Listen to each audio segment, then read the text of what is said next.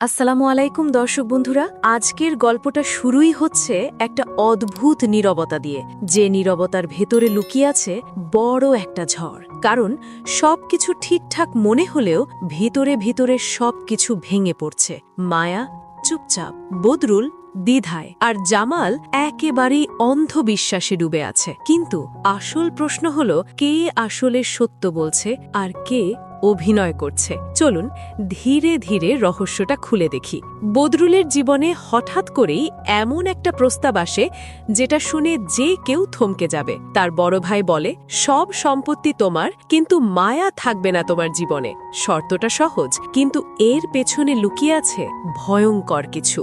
বদরুল প্রথমে কিছুই বলে না, কিন্তু তার এই চুপ থাকা আসলে কি সম্মতির ইঙ্গিত, নাকি সে নিজেও বুঝতে পারছে না কি করবে? অন্যদিকে মায়া যখন এই কথা জানতে পারে, সে কান্না করে, কিন্তু আশ্চর্যের বিষয়, সে কাউকে দোষ দেয় না, বরং চুপচাপ সব কিছু মেনে নিতে শুরু করে। এটাই কি তার শেষ সিদ্ধান্ত, নাকি সে কোনো বড় কিছু করার জন্য নিজেকে প্রস্তুত করছে? এদিকে গল্পে আরেকটা অদ্ভুত চরিত্র মজনু। সে যা করছে সবই যেন ভুল সময়ে ভুল জায়গায়, কিন্তু একটা প্রশ্ন থেকেই যায়, সে কি সত্যিই বোকা, নাকি তার পেছনেও লুকিয়ে আছে অন্য কোনো উদ্দেশ্য? এবার আসি জামালের দিকে। সে ভাবছে সে সব ঠিক করছে, কিন্তু আসলে সে ধীরে ধীরে একটা ফাঁদের ভেতরে ঢুকে পড়ছে। রহিম মোল্লার কাছে গিয়ে টাকা অফার করে মামলা তুলে নেওয়ার জন্য।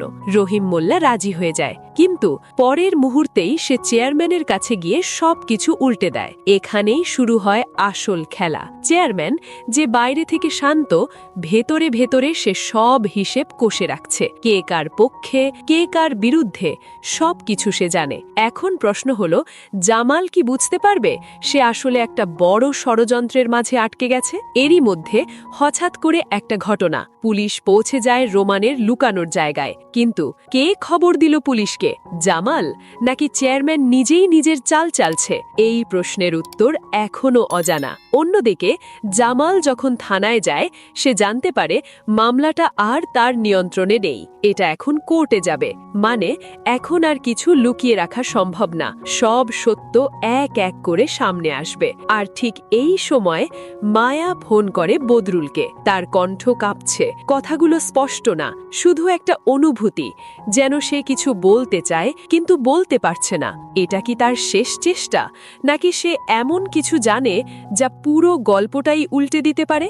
সবকিছু মিলিয়ে এখন পরিস্থিতি এমন, কেউ কাউকে বিশ্বাস করতে পারছে না। প্রত্যেকটা চরিত্রই যেন কিছু না কিছু লুকিয়ে রাখছে। বদরুল কি সত্যটা জানবে? মায়া কি সত্যি সব ছেড়ে চলে যাবে? আর জামাল, সে কি বুঝতে পারবে সে আসলে কার ফাঁদে পড়ে গেছে? এই প্রশ্নগুলোর উত্তর এখনো অন্ধকারে, আর সেই অন্ধকারই পরবর্তী পর্বের সবচেয়ে বড় সাসপেন্স।